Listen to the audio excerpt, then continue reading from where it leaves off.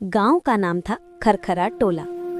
वहीं रहती थी अकड़ से भरी सास पानदेवी और उनकी बराबर की टक्कर वाली तेज तर्रार बहू ललिता। पानदेवी अक्सर कहती, हमारे समय में बहुएं सास की तरफ देखती भी नहीं थी, सिर झुका के चलती थी। ललिता तुरंत जवाब देती, माँ जी मैं तो नीचे ही देखती हूँ, पर आप हर जगह आ जाती हैं, इसलिए नजर ऊपर चली जाती है। गांव वाले कहते, अगर खरखरा टोला से रोज सास बहू की लड़ाई की आवाज ना आए तो लगता है आज त्योहार है। सुबह का पहला दंगल, मुर्गा भी नहीं बोला था कि आंगन में आवाज गूंज गई। अरे बहू, बेलन पानी में कैसे गिर गया? खाना बनाना है या तैराकी? मां जी, बेलन तब गिरा जब आपने अचानक बुलाया, डर में हाथ कांप गया। डर? तू किसी से डरती है? तू तो बोलने में बड़ों बड़ों को हिला दे। मां जी, एक कप चाय पी ले, कम से कम करंट तो कम होगा।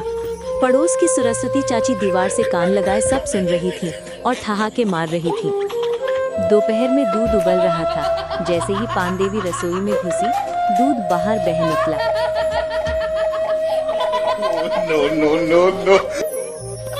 ललिता, दूध भाग रहा है और तुम हीरोइन देखने जा रही है क्या?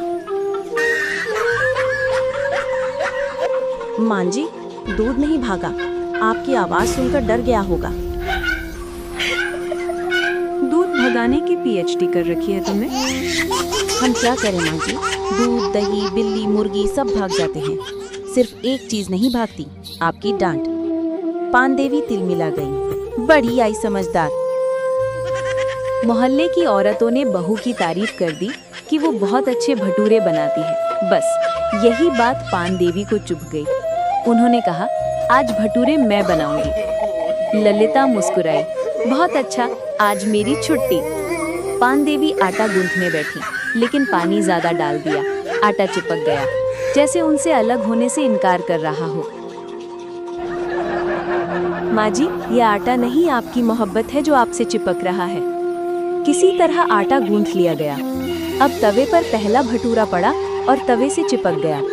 ललिता का बहुत सॉफ्ट स्वर आया, जैसे वो बीमार हो फिर भी वो लास्वर जवान हो। मां जी, तवे पर थोड़ा, सब पता है हमें।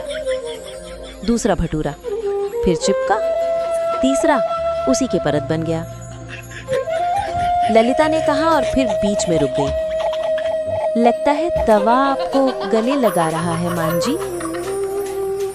पानदेवी चिढ़ गई, बहुत बोलती हो।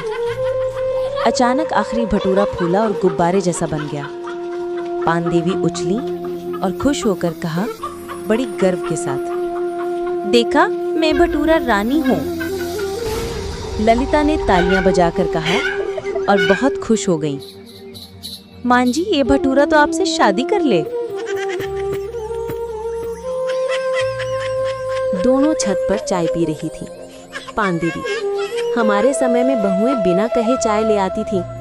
ललिता, और हमारे समय में सास अगर खुद चाय बना दे तो बहू खुशी से नाचने लगती है। दोनों की हंसी झगड़ा मिश्रित लड़ाई फिर शुरू। नीचे से सरस्वती चाची चिल्लाई, अरे बहन पानदेवी, जरा धीरे लड़ो, टीवी की आवाज दब गई है। सास बहू एक साथ चिल्लाई, चाची टीवी पर ड्रामा मत देखिए, यहाँ असली लाइव शो चल रहा है। रात में दरवाजा खुला रह गया। एक बकरा अंदर घुस आया और दाल की हांडी गिरा दी।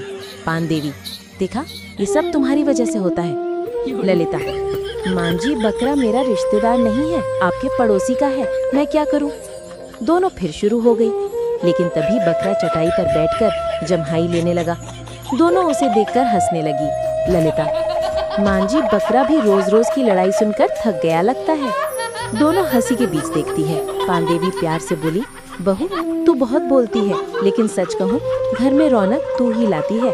ललिता ने मुस्कुराकर गले लगाया, मां जी, आप भी तो बिना झगड़ा किए नहीं रह पाती, हम दोनों एक टीम है। दोनों हंस पड़ी और अगले दिन का नया झगड़ा प्लान करने लग गई।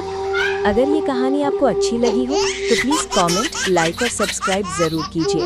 आपका एक सपोर्ट मुझे और कहानियाँ लिखने का हौसला देता है।